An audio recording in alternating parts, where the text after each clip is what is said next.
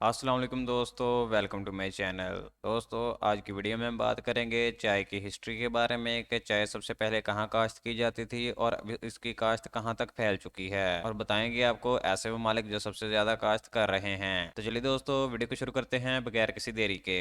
दोस्तों, चाय दुनिया का सस्ता और पसंदीदा मशरूब है, जबकि चाय चीन, जापान, श्रीलंका, बरतानिया और रशियन फेडरेशन के ममालिक का कौमी मशरूब भी है।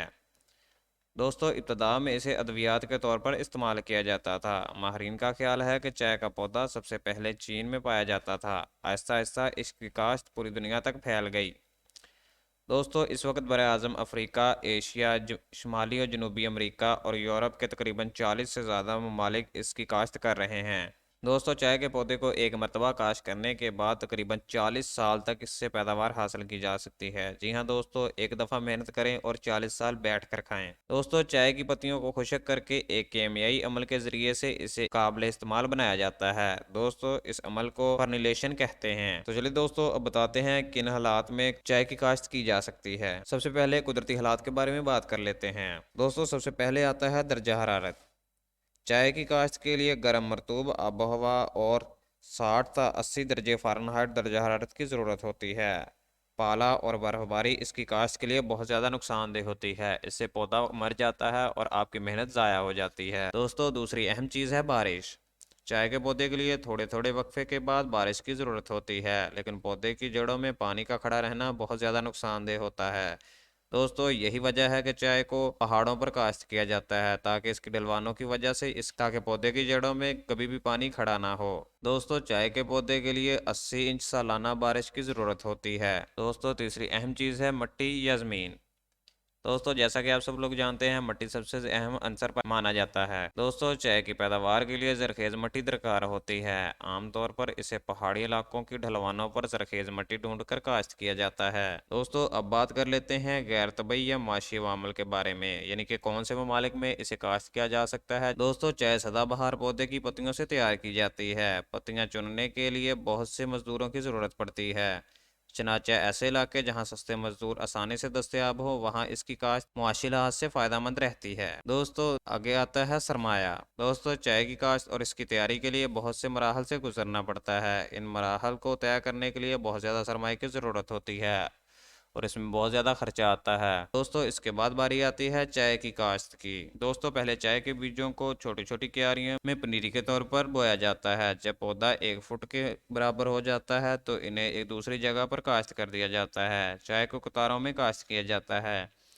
आमतौर पर दोस्तों, चाय के पौधे का कद 5 फुट से 6 फुट तक होता है। इसके बाद बारी आती है चाय की पत्तियों की चुनाई की। दोस्तों, जैसा कि हम पहले ही बता चुके हैं कि इसकी चुनाई के लिए बहुत ज़्यादा मजदूरों की ज़रूरत होती है।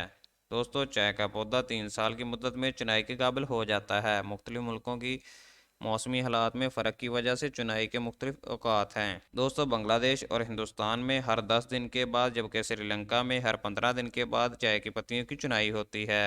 जबकि चीन में हर साल में सिर्फ 3 मरतबा ही चुनाई की जा सकती है। पहली मरतबा चुनी हुई पत्तियां सबसे आला किस्म की होती हैं और ये सबसे ज़्यादा महंगी भी होती हैं। तो चलिए दोस्तों, अब बात कर लेते हैं चाय की इकसाम पर। दोस्तों, तैयारी और रंग के एतबार से चाय की 3 बड़ी इकसाम हैं, जिनमें आती है सब्ज़ चाय, ओलोंग चाय और काली चाय।